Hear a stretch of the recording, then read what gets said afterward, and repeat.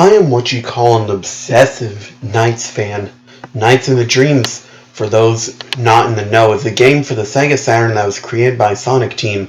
One of the only worthwhile titles worth playing on the system. Totally not being repetitive. It's become a cult classic. The simplified version of the storyline is that you play as NiGHTS, a renegade nightmare creature, though he doesn't look like it. Throughout this game, you help two human children reclaim the stolen dream energy idea from his creator, Wise Man's minions, and fight other nightmare creatures. It's pretty cut and dry in that regard. I've been a fan of the series since I was a little kid. I've held on to my Sega Saturn for just this reason. It's worth noting that only die-hard fans will actually spell the game's name out with the weird capitalization of the title. I own countless versions of the full game according to region, as well as demo versions and the Christmas editions of the game. In some circles, there's a call for beta versions of the game, not that any seem to be available to the public. Most people want them for research purposes. I, however, want one to see for myself the things that were left out of the final release. Particularly, I was after a lost level and boss. People who'd cracked the data format used in Saturn games had dug up information about a boss named Self, as well as an unused level. In the data format, it was labeled as Claris Tower, obviously being meant for the female character Claris. There are 7 levels total in the entire game, the 7th being shared by both characters at the end of the game and playing exactly the same for both aside from the different character models. Most NiGHTS fans are dying to play this level and its boss. The version with them both intact has proven to be non-existent. Nevertheless, I hoped against hope that I'd find a copy where both were playable. One day I stumbled across a listing on eBay marked Sega Saturn NiGHTS Disc. It was a pretty mundane name for a listing. I took a peek expecting to find one of the overly marketed US versions that you find scattered all over the place. What I saw wasn't that. The photos on the listing showed it was a gold, CDR-esque disc with the word NiGHTS marked on it in marker underneath of it. What appeared to be a katana, or at least I think it was. I haven't taken a Japanese course in 5 years. It was listed for incredibly cheap, so I hit buy it now and waited it to arrive. I noted after buying the seller had absolutely no feedback. Regardless of whether or not they might be a crook or a new user, I had just decided I'd wait for it to arrive. Less than a week later, it arrived in the mail. I remember the packaging, manila envelope, no return address. The disc was exactly as it appeared in the photos. My heart soared. I quickly confirmed that it booted it, albeit to a slightly different title screen than the original, and went to leave feedback for the seller. It appeared when I got there that they deleted their account. I thought it strange, but disregarded it as I was more than ready to dive into the beta version of this game. I went back to my Saturn and booted up the game again. It liked the final game's opening video, but the title screen looked similar aside from NiGHTS being in a different pose. The logo was the same, and it lacked title screen music much like the original. I hit start and made a new save file on my Saturn. The menus were pretty much identical to the final version, but eager to find the differences, I selected Elliot as my playable character and started playing. Elliot's story played out exactly identical to the final version. Same level layouts and the same bosses. It seemed like nothing was different until I got to Twin Seeds, the final level. The layout was exactly the same. When I got to the end of the level, there was a noticeable difference. You see, in the final level, you can't join with NiGHTS at the beginning, and you have to fly through the level as the kid you selected.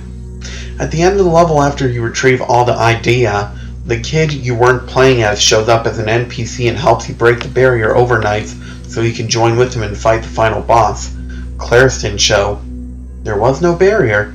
Elliot joined with NiGHTS and went to fight the final boss alone. I figured they hadn't programmed in the in-game cutscene I described for this version at least. I beat the boss and the credits rolled, though without the cutscenes from the final game. After the credits ended, I started on Claris's game. Like Elliot's, it played almost exactly the same as the final. That was, until I played through her first 3 levels. I was expecting the final level for Claris to be twin seeds. When I went back to the level select, the symbol for her final level was different than the twin seed symbol. It was the shape of a downward spiral. My heart almost leaped out of my chest. It was the lost level. I hoped it was fully playable, and it was right there in front of me. Without a second thought, I hit the A button and proceeded to play it. That's when Claris did something that surprised me. She changed the expression on her face. As the character select transitioned into the beginning of the level, her normal, cheerful, and optimistic face changed to display a fearful frown. The title card for the level was not displayed. As the level started, Claris touched down on the platform outside of the Idea Palace holding knights. Below the platform was a set of foggy, dark ruins. They seemed to make the shape of a spiral going downwards. Before I could examine the level any further, a creepy laugh, unlike one I'd heard in the game before, sounded, and Claris was flung off of the platform into the air. She floated there suspended as the platform holding knights in the Idea Palace plummeted into the dark depths below. There was no music, only silence. Claris's character model clenched herself into a fetal position and floated shivering in the air for a moment. It was then that I regained control over her. There was no time limit in this level. You merely just flew down the spiral toward the bottom. As she flew further down, the creepy laughter from before started up again.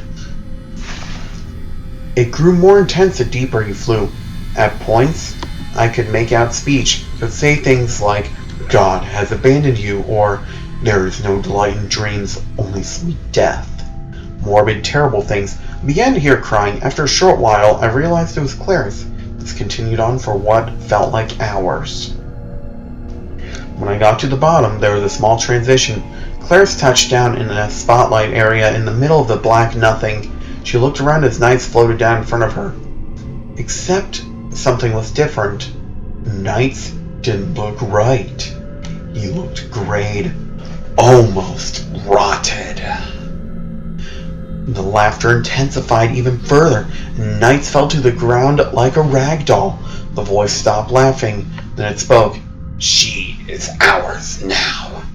Soon he will be, and then you will be as well. We are them. We are you. We are all that will ever be, and all that will ever perish. We are the self."